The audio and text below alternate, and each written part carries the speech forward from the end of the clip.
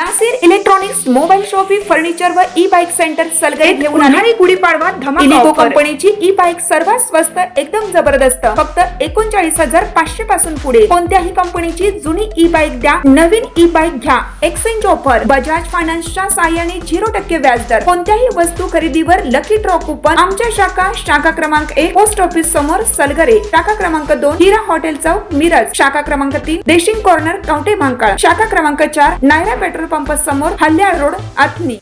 प्रत्येक बातमीतील घटनेच्या वास्तविकतेची तुलना थेट पाहत रहा चांगली अपडेट. कवठे महांकाळ तालुक्यातील जाधववाडी येथे म्हैसाळ योजनेच्या कालव्यात पडून एका महिलेचा मृत्यू झाला आहे. रुक्मिणी अशोक निकम, वय वर्ष 55, राहणार जाधववाडी, तालुका कवठे महांकाळ असे मृत महिलेचे नाव आहे.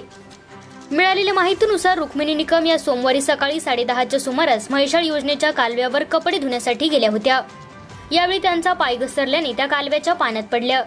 घटनेची माहिती मिळताच त्यांचा मुलगा रमेश निकम यांनी त्यांना पाण्यातून बाहेर काढून उपचारासाठी तातडीने कवठे महांकाळ येथील उपजिल्हा रुग्णालयात दाखल केले. मात्र डॉक्टरांनी तपासणी करून त्यांना मृत घोषित केले. घटनेची माहिती मिळताच कवठे महांकाळ पोलीस ठाण्याचे पथक घटनास्थळी दाखल झाले. पोलिसांनी घटनास्थळाचा पंचनामा केला असून पुढील कार्यवाही सुरू आहे. याबाबतची माहिती उपजिल्हा रुग्णालयातील डॉक्टर रेश्मा पाटील यांनी कवठे महांकाळ पोलीस ठाण्यास दिली आहे.